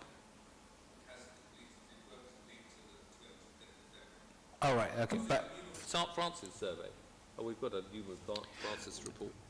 There was a report done, but the survey hasn't been completed yet. But can we have this result after the completion? Of course, after it's been Yeah, completed. all right, cool. All right then, thank you. Thank you. I think I will call Councillor Hammond first, and then Councillor Emerson Court second. Thanks very much indeed. And Rob, I think the first couple of questions I've got are very factual, based on my own lack of knowledge of how the system works, and I've got perhaps a more general one. Can you tell me to what extent this policy is applicable to housing associations where the council has nomination rights as well as to council-owned property, and what proportion of housing association dwellings, or over what proportion does the council have nomination rights? So that's the first one. And the second factual one, I might as well give you them all in one go. In the table on page 27, where we've got the list of points, can you give me a feel for how many cases a year you get where you've got the huge number of points up at the top of the scale? Do you get large numbers of people with exceptional priority, or is that quite rare? And if you don't get exceptional priority, does that mean you really haven't got any chance at all because there's so many up the top? So those are a set of factual questions. And then in the paragraph 5.6, part 5, where you're talking about choice-based lettings, and there seems to be quite a lot of support for the idea of dropping penalties except where they're required in law, and that does seem to be quite popular and right. Can you say a bit more about that as a potential change, please? Thank you. Hi, Councillor Hammond. So in relation to the question you asked around the registered providers, this allocations policy is applicable to any household who approaches us for housing support, either via going on the waiting list or who is approaching for homelessness assistance. In terms of our current nominations agreement that we have with RPs, sorry, it's not consistent. We have any household which is requires 2 bedrooms and above. We have 75% nomination rights on housing association properties in the borough, and any properties which are 1 bed or studios, we have a 50% nomination right for those properties. We have monitoring statistics that are produced to verify that the housing associations are providing us with the information, with the lets and the nominations each month. I've actually commenced meetings with the housing associations to discuss the way in which they nominate properties to us and see if there's any room for any more, but as you can imagine, it's very difficult. Sorry, what was the next question? Was it on the disqualification? The RP's nomination, just to add on to Kojo's answer there, the allocation scheme and the housing register means that you could be nominated either a housing association home or a council home. That there's no kind of we don't necessarily distinguish. We'll come back to the point about preference later on, but it's suitability and to a degree preference. So it is both homes. Exceptional priority. There it tends to be very few, and because sometimes it isn't helpful to give examples, but with exceptional priority sometimes it can be. We tend to look at that where there is no other kind of reasonable option that may be available to that household, that family that may approach us. And a reasonable option may include the ability to make a homeless application, and now following the Homelessness Reduction Act and the greater support that's given to pardon me, perhaps single residents who are not particularly vulnerable, we can facilitate an offer into private rented accommodation. So the options have improved. But there will be residents who we think may really struggle in temporary accommodation. It may be down to their physical mobility, mental health problems. It could be a learning disability. And we kind of look around and go, okay, well, temporary accommodation probably isn't going to be suitable. And they need the stability of social housing, so exceptional priority probably kicks in. Now, also related to that, there will many households with exceptional priority will have quite particular needs. And so the homes that may become available to them may be quite specific, so they don't, in effect, hoover up all the homes that do become available because of those specific needs. So we do find that balance between the exceptional priority but not taking the homes. The penalties we've had in place for the refusal of offers, or we do have in place, to be honest. I think it's important, first of all, to make a distinction again between homeless households who are in temporary accommodation and households who have another need and quite often are in their own accommodation. The law and the Housing Act and regulations are pretty clear that when we make a suitable offer of a permanent home to a statutory homeless household in temporary accommodation, in effect we end that duty, i.e. that fulfills our responsibility to secure for them a suitable home. What we need to do better, I think, or what we need to improve on in that process is to provide those households with more information, make sure that they're making decisions with their eyes wide open and they're fully clear about the consequences of an offer and a refusal, etc. At the moment, turning to non-homeless households, the current scheme says that if we make 2 offers of suitable housing, then a penalty would be that we would suspend that household from the register for 12 months. And what that allows us, or the council, to do is look at and turn our attention in a way to households who fall slightly below them on the housing register and give those opportunities to those residents. I think it's fair to say residents have not found that very popular, and I can understand that, because I think households have experienced some degree of anxiety around whether they do or do not accept a property. So I think what we would like to do as a council, as a housing department, is take those penalties away. But in order to do so, we also need to give those residents a lot more information about the supply that we have, where it is, what the nature of that supply, and so residents can make a far more informed choice about the type of homes that they wouldn't wish to move to.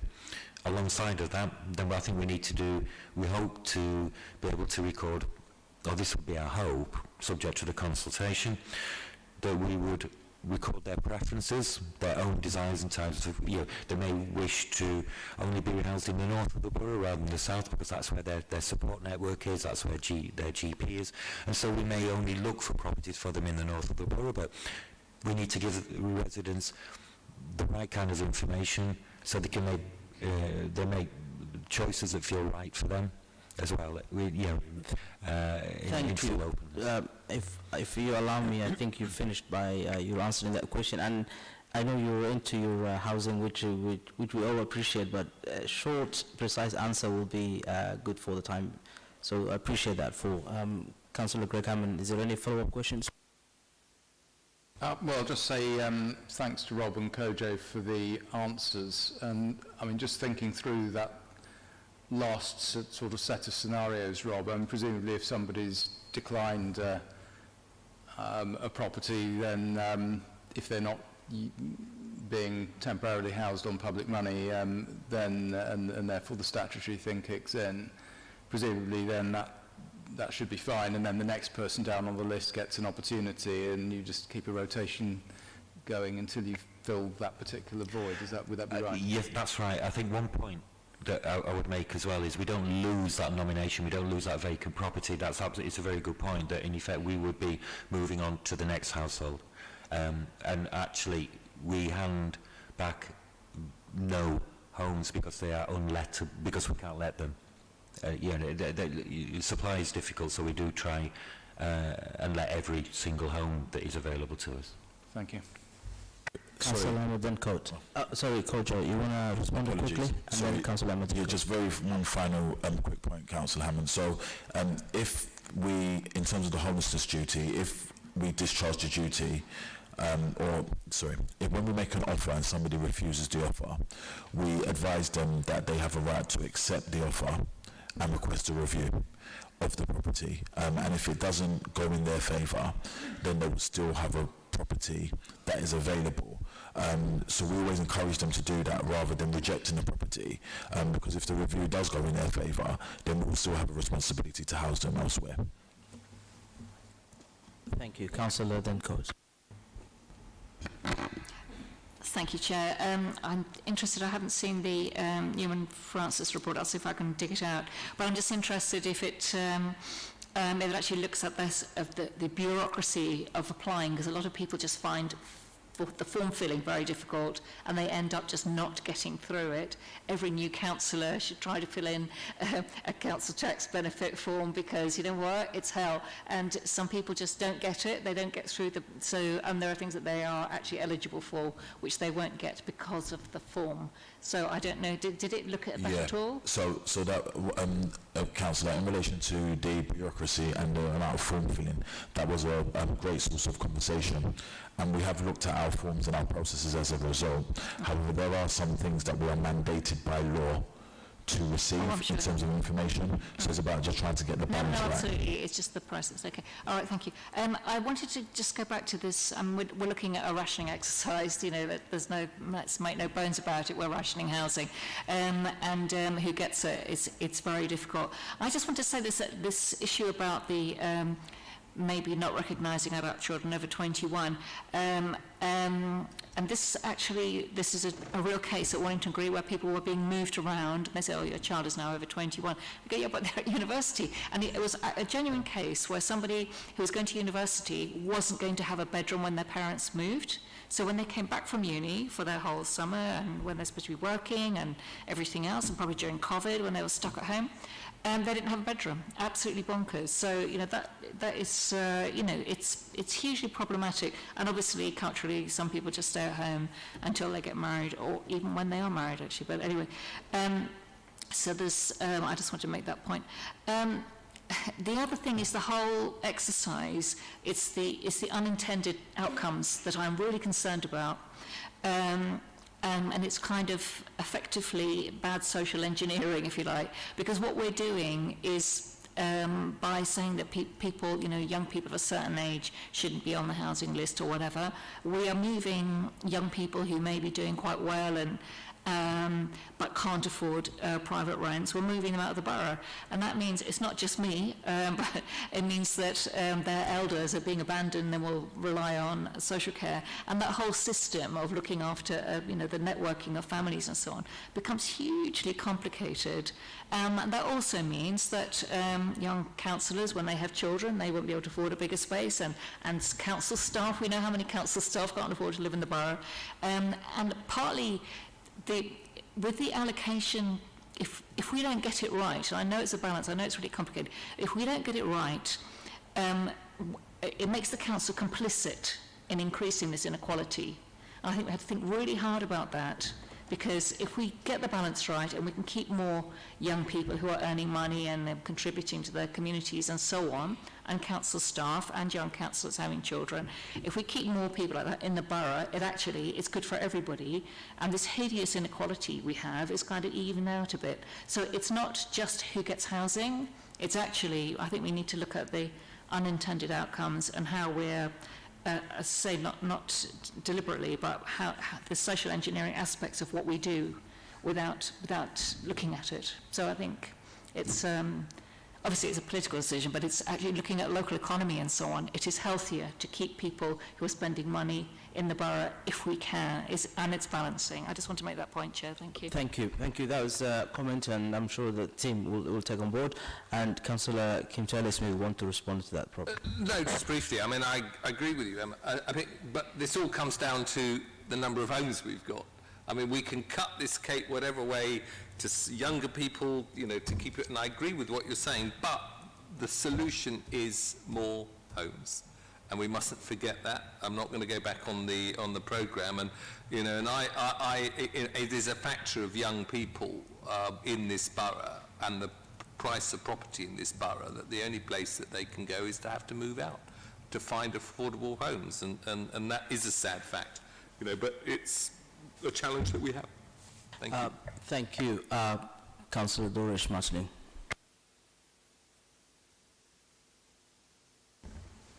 Thank you. I've got more than one question again, but the first one, which is sort of standing on its own, and the others are connected to each other, so I'll just ask one first.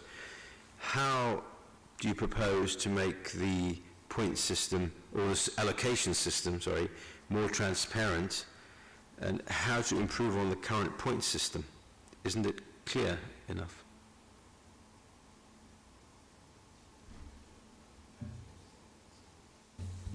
Thank you. I'll just very quickly, sorry, Councillor Schmetling, I can go back to Councillor Dencode's question about the Newman Francis report. There is a link at the end of paragraph 3.1 in the report online. I've just checked it, and it does. The link does work. So on the online version of the report, you can find the Newman Francis report there. But if you can't, I will happily send you a link. There are probably two main ways in which allocation schemes can work in terms of prioritisation. Simply put, one of them is a points-based system, and one of them is a banding system. And many local authorities use bands, so band A, band B, band C, band D. They tend to be very simple, but the feedback we've had from talking to residents is they don't feel that that banding systems can recognise the complexity of people's lives. So what happens if you're overcrowded and you have a health problem, etc.? You may have more than one need. Point systems tend to be quite good at recognising multiple needs, but tend to be a little bit more complex. So we have ideas about how we may approach that, like we have a more perhaps a more simplified point system that visually, when we can explain it, looks like a really high priority band, a middle band, etc. We need to work through some of these ideas. This is why some of the focus groups as part of the consultation will be quite useful, and really got to get resident feedback on that. Another area that we're interested in terms of transparency is probably to look at a quota of lettings for different types of need. And so what we'd say is, and this is a figure completely off the top of my head, please, but 40% of our lettings may go to homeless households. And so residents who are homeless in some way know that we're going to preference or target 40% of our lettings just to those homeless households, so they don't feel that they're competing with every other need that's on the register, including exceptional priority. That hopefully will make that pathway to rehousing a little bit clearer for them. But to be honest, we try to explain this graphically, as Kim Taylor-Smith knows, and in the effort of trying to simplify it, it looks quite complicated. So I think we do need to go and talk to residents in focus groups to test what may work, and do they feel that they balance the complexity of people's lives with a simple to understand scheme. Councillor Schmetling, do you mind if you get your second and third question in one go, please? Yes, the rest is all together, really. It's one subject, I suppose. And that is about the survey. I'm a bit puzzled about how this is going to work, however worthy it may be. Are you going to ask all residents? How can everyone know about the needs of individuals who need this housing? I mean, could a solution be filtered residents? Well, that's it. So, okay, yeah. So the way the consultation works is that we can't select which residents we want to respond, because the allocation scheme affects everybody. Anybody who's entitled to apply for housing in the borough has a right to comment on the consultation and what the proposals are. So that is why the consultation is open to everybody to respond to. Okay, but I still don't see how some people are in a position to comment on what priorities are, what the needs are, and so on. This is what puzzles me. So everyone can comment on a relatively small group. I mean, it's, however you cut it, say around 3,000 people who have a need for social housing. So I just don't see how you're going to get any sensible answers. I think there's certainly one part of our community that is important is probably those who have tried to apply for a housing register and didn't qualify. So they've probably had the experience, but they're not on the housing register and probably haven't looked at the points. I think you're right. I think that there will be a range of views from those who have been rehoused, from those who have been rehoused living in social housing, but their adult children want to move out, the 3,000 so households on a housing register.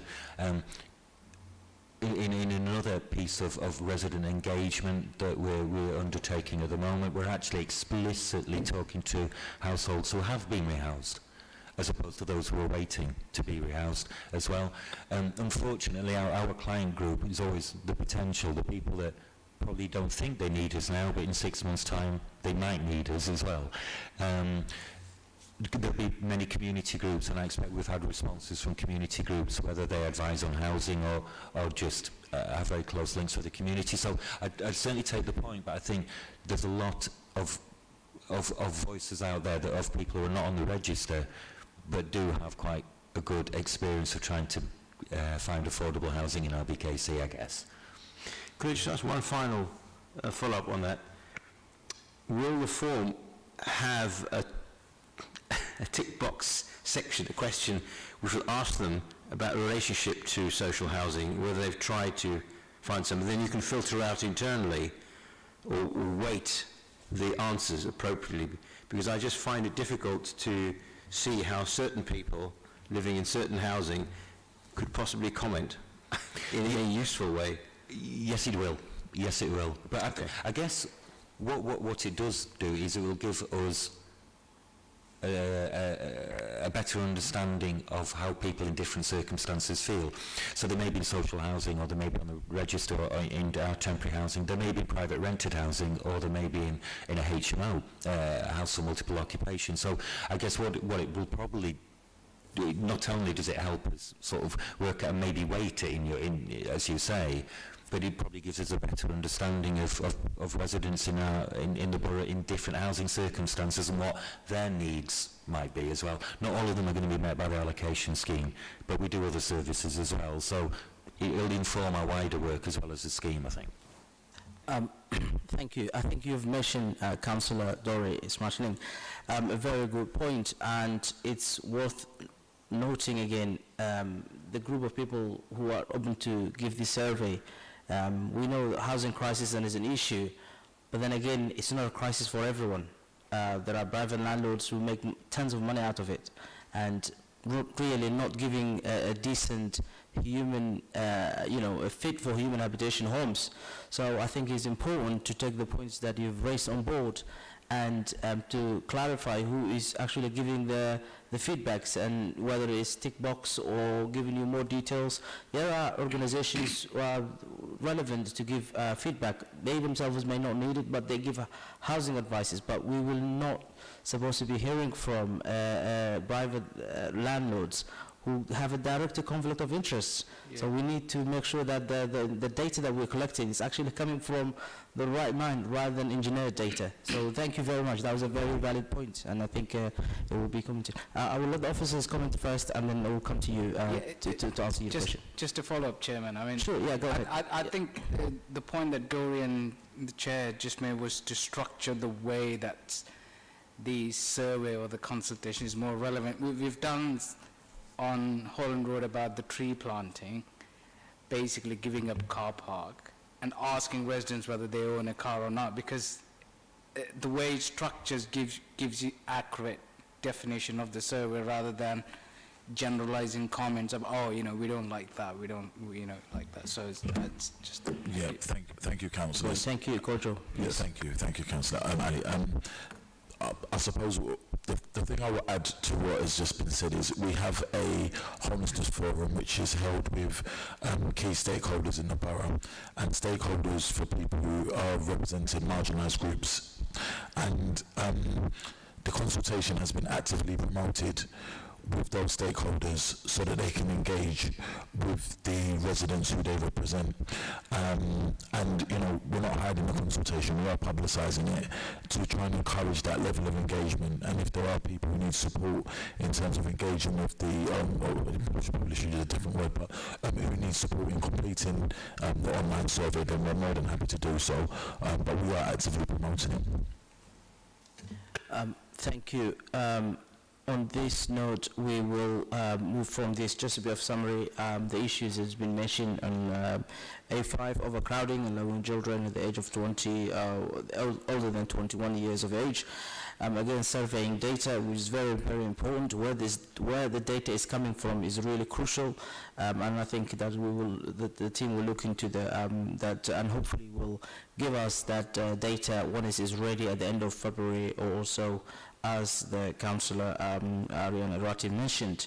Housing Association, I think nomination rights is an important issue that we've talked about, and I think it would be a good point. Form filling and the process, and puts off sometimes people that who rightly qualified, is another issue that has been mentioned. Transparency, and finally the consultation is something that we'll definitely look into it.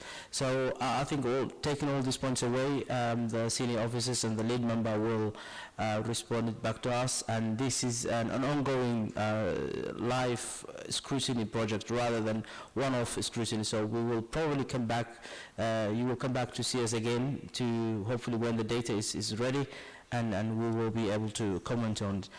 Moving on to the much anticipated key decision, and that is key workers.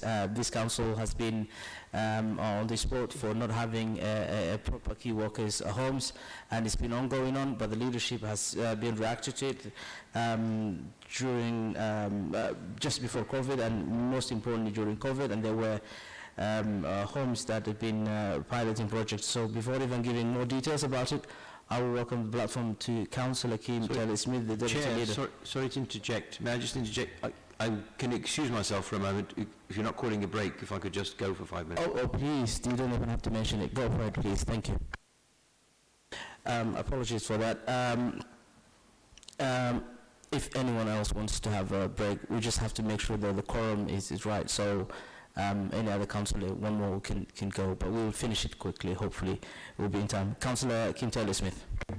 Well, absolutely, and I will be very brief. So first of all, just to correct you, I mean, we don't have a key worker policy, but we do have an intermediary homes policy, but there's a subtle distinction. So again, we, as you quite rightly pointed out, we had a pilot on this where we limited it just to NHS and RBC schools, and we were overwhelmed by the number of people who applied. We started a 6-week consultation mid-October, and that has now finished, and we're in the process of evaluating that with a view to then coming back with a paper that will come to leadership, and obviously we can make available for your committee chairman as well. So there were a number of key areas which I'll just touch on within that evaluation. First of all, most importantly, and it ties back to our long conversation we've just had on allocations, is to who constitutes a key worker and how you might prioritise them. And we have that information in terms of surveys, and I think what's encouraging is that the priorities that we got back in our surveys were actually quite mirrored our own priorities, where we were putting NHS and teachers quite high. That was responded. So that's one area where we will need to have a debate and think about in terms of how we actually, who we see as key. The second area is in terms of rental setting. There's either an issue in terms of whether or not you do it as a percentage of income, or whether you do effectively on London rates as well, which again is the other area, which I think we'll come back when we come back to it, and we'll start looking at it. But otherwise, it really is an important thing to have. It's important not just obviously to give people the ability to live and work in our borough, but it's also very much an integral part of our new homes programme. It's important that we have a mix of 10 years, and I think having key workers alongside both private rental and social rental is a good thing, to have a good social mix. But I've got no further questions. I'm happy to take questions, and we've got people here to answer them. Thank you. Thank you. I will start the questioning with Councillor Tom Bennett first, please. Thanks, Chairman. But in terms of the key decision report that is coming to leadership team in January, will that include as part of the policy, a definition of who qualifies, and then amongst those people who qualify, how do we select who actually gets the homes? Yes. It will, okay. Yeah, well, yes to both. And seeing as we don't have a scrutiny meeting between now and then, although I'm sure it will be made available to us via email, can you give me an idea of, particularly the second one I'm interested in, though the first one's quite a broad question as well, of what direction you're pointing in, who qualifies, and then how do we choose amongst the people who qualify who gets the homes?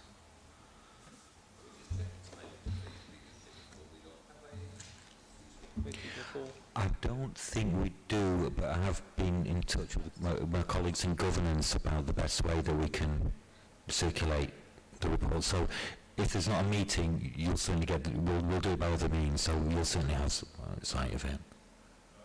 I think our next meeting's 31st of January. Okay. Yeah. Yeah. So, and the leadership's on the 19th of January, I think. Yeah. So, in an ideal world, we would have loved to have had it at one of these meetings. Yep. But anyway, Okay. sorry, back over to you. You were saying. Well, I guess one thing to highlight is that as officers, we've only just got the draft consultation report in the last few days as well. And so we're kind of working through the feedback as well, otherwise we would have kind of made the results available as well. One idea, having looked at the feedback results, that one of the areas of the consultation asked residents to prioritise, in effect, who they felt should be included as key workers. So, for example, in order of preference going down, NHS, firefighters, qualified care workers, education in terms of teachers, police, social workers, waste disposal, armed forces. So one of the ideas that we're, having looked at the results, might be to award priority in order of that priority in terms of what local residents thought were the most important key workers. We may, for example, do that under a point system. So NHS workers would get 10 points, firefighters would get 9 points. So maybe to prioritise it in that order, maybe one way of doing it that is quite clear and transparent. Because as you say, if we get someone from someone who works for the NHS, a nurse, and then a teacher, who do we openly kind of prioritise between the two? Within the pilot, we looked at length of employment. So we looked at how long someone had been employed in that role as a tiebreaker, I guess. We'd be more than open to comments from members of the committee about what they felt was a fair way. Yep. Sorry, just to interrupt. So I mentioned the key elements of this. In terms of who gets priority, again, I think we'll come back with a list on that. And Rob's already indicated who that is. In terms of how much they pay, we are erring towards not doing it as a percentage of income, but not wanting affordability to be a barrier to allow people, because, I mean, in our pilot scheme, I think we had a minimum of £20,000 as income. And it might be that somebody's on 19, but they might share bedrooms or get a salary increase. So I think that's important to make it as widely opened as the reason for not going on a percentage of income is two reasons. One, it makes it quite complicated to administer. And then secondly, it makes it quite complicated to finance, because one of the benefits, obviously, if you're using a published London rate, is you know what it is. And it's something that the key worker homes will not come principally from us. They're going to be coming from third-party developers on intermediate rental, which we need to obviously make sure. So I think that's another area. One of the areas which it will be interesting to get a bit of a straw poll from this committee, which was quite interesting, is that we had a real 50-50 split as to whether or not you should give priority for key worker homes to an existing resident or somebody who lives out of borough that wants to work in RBKC, which I thought was quite an interesting one. Who do you give it to first? Somebody who might be overcrowded, might be in social housing, whatever, who wants to continue to work here and is feeling pressure that he has to move out, or somebody who has just got a job at a school locally in RBKC and doesn't want to have the commute? Well, yeah, I mean, that's a difficult question. I think in terms of sort of a point system, I just see a situation, which is why there's sort of, I think it is a hard, and I'm sure you found it difficult, policy to draft, and why I'm so interested to read it. See a situation where it is so heavily oversubscribed that you can have a point system, but realistically, only the people who are at the very top of that points list are ever going to have a chance of getting it. And if we draw the boundaries quite wide in terms of who qualifies, but then have a point system in a way, that will be it'll be a false population, because only the people who whether it's nurses or something at the top, really it's only nurses who are ever going to qualify.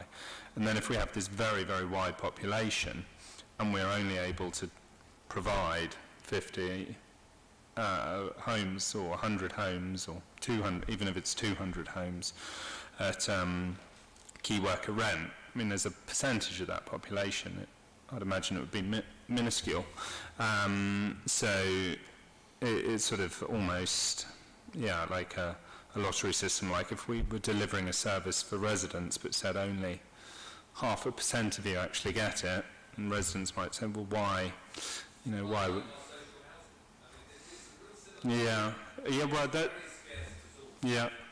Start somewhere, and I think it's an important policy that we should start.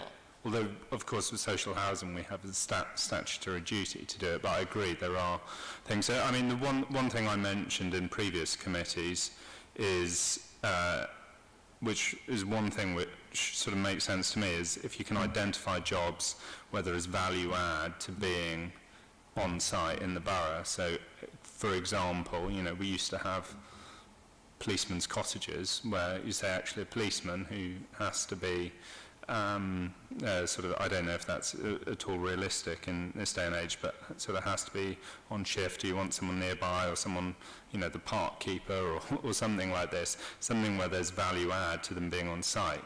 Well, the other thing would be, I mean, I think maybe residents would look at us a little suspiciously if we put council officers in there, but at least if you had it as part of a job, as part of a council officer job, then that could be part of a package, and then there would mean maybe salary wouldn't need to be as high. Maybe this isn't the point of the key work housing, but salary wouldn't need to be as high, and therefore money back into the funds which we can spend on residents in other ways. So those were my two thoughts, but I think it is a very difficult policy to draw. So draw-ups are very interested to read it when it comes out. Thank you, Councillor Tom Bennett. And I think it's important to mention we're trying to scrutinize a report that we don't have. Reading back to the report, I think the leadership will get a draft report on the 16th of this month, 3 days from today. So perhaps we will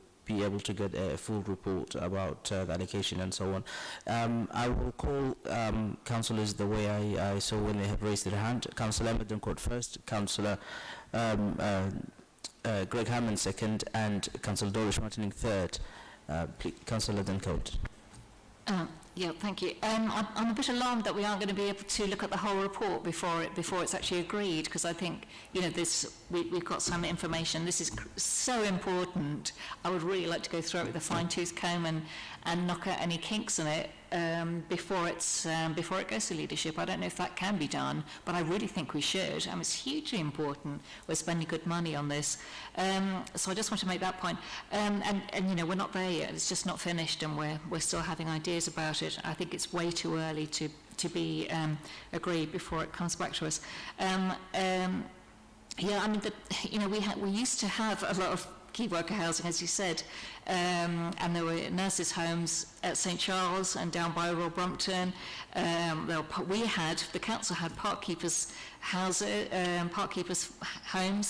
and school keepers' homes, and in fact there was a flat in the town hall there where somebody I know lived. housing officer lived. So we have had all these, and we got rid of them all, which seems a huge shame. I think we've lost quite a lot from that, and it's maybe we do need to go back to that. But 50 isn't really going to if it's going to be that number.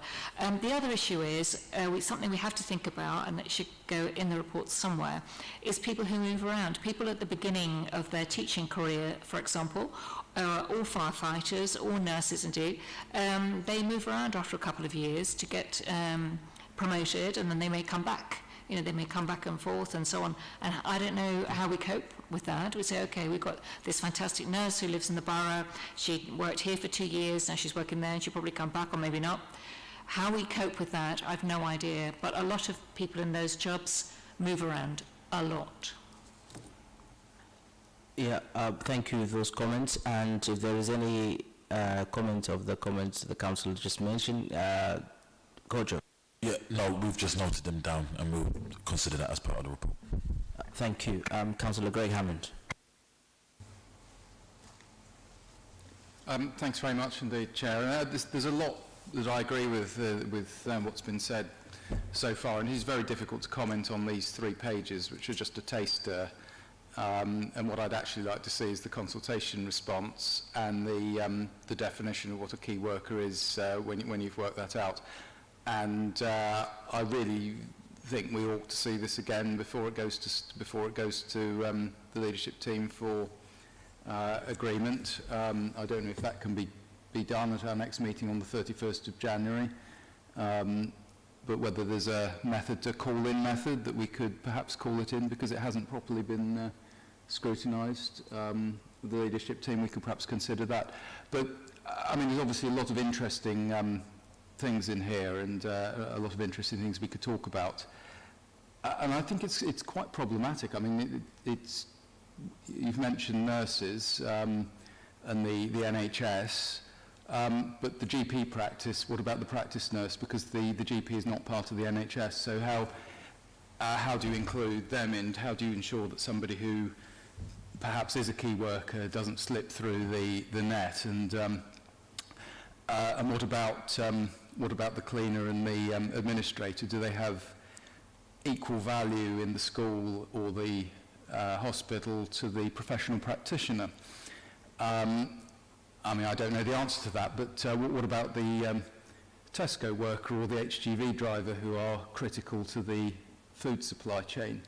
I mean, I'm not making a comment on that, but all these people are critical to life as we know it. And I just wonder to what extent the council's making a rod for its own back by trying to create this, by trying to play God, as it were. And I really just want to see what you come out with so I can comment on it intelligently as opposed to speculating here. Thank you. Note has been taken. Councillor Doris Martin, for your comments, or if there is any question, and then I will have a final comment on this. Thank you. Just to add to the comments about the complication of this is, okay, we've got a key worker in a home. Said key worker changes jobs, stays in the borough, but gets another job where it's not defined as a key worker. Then what? How soon is this person and family chucked out? And what does that do for the long-term feeling, for the long-term security feeling of such a family? Thank you. Thank you. Yeah,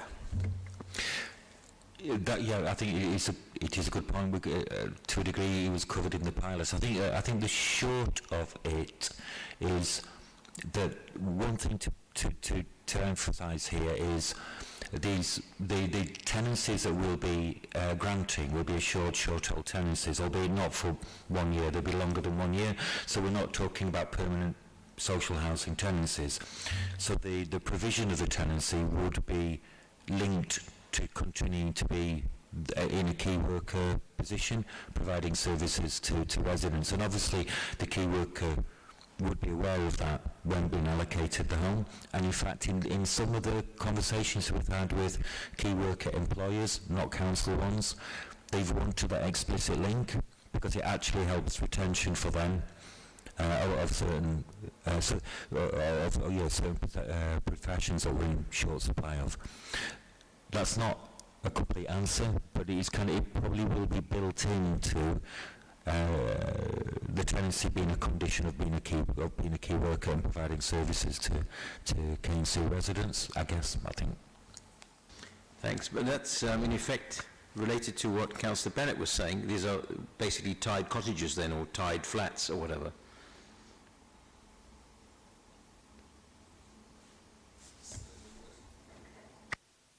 No, I mean, their employment is, their accommodation is linked to their employment. It's as simple as that. There'll obviously have to be some form of arrangement with regard to them leaving and if they lost their job, etc.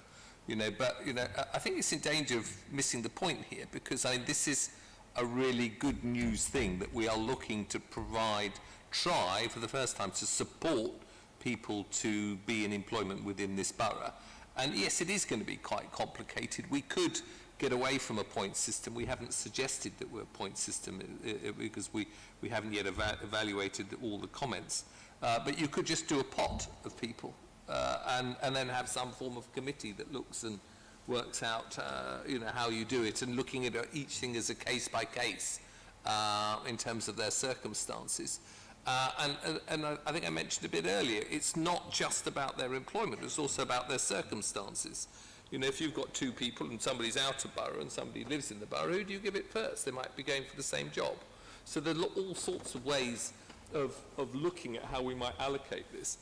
I think the comment, Mr. Chairman, about scrutiny and having the scrutiny available to this, I think that's something we can take away and maybe have a chat about governance. I don't know how the workload and programmes are going on this, because clearly from the Chamber tonight there's lots of questions and lots of way of doing this.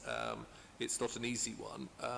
But, suffices to say we are going to be starting off with relatively small numbers, and although we might put in place a policy, as we saw with our pilot policy, we can adapt it. And if you want to look at some of the detailed rules with regard to what happens if you lose your jobs, within our pilot scheme, we did actually have a framework of a policy, albeit a temporary one, that sort of covers a lot of these issues that you'll be able to have a look at. But in terms of your ability to see it again, I think we can have a chat and find out how that might be done, because we value your contribution. Thank you. Just a final follow-up to that Yes, one is just to complicate another complication. No, I think the scheme, and to work at it, I think is a good idea. Please don't misunderstand what I'm saying. But I was just thinking of, to mention circumstances, let's take a police officer who starts on the beat, qualifies, does well, gets promoted, and at some point becomes a very senior officer earning a very good salary. At what point is that person asked to leave? There are salary caps within the scheme. It is there where if you get somebody on a very large salary, they clearly have the ability to go and private or whatever, in terms of accommodation.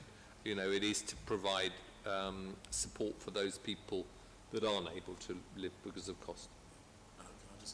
Sorry. And just one more point. Also, as part of this, it will be regularly reviewed. So, as a key worker, if you're accommodated, as Rob said, is in a short-hold tenancy, so we would have the jurisdiction, and that will be fed into the policy to review the status of the employees, so that we can ensure that there are others who are benefiting from the scheme, if others have moved on or have got senior positions or have more funds available to them than they had at the time that they were successfully applied for the policy. Thank you all. I think it's very important to. I think it's important to mention here that as much as we like to say you're doing a good job on this, and of course we do support, and it's a long overdue for key workers policy and key workers homes in the borough.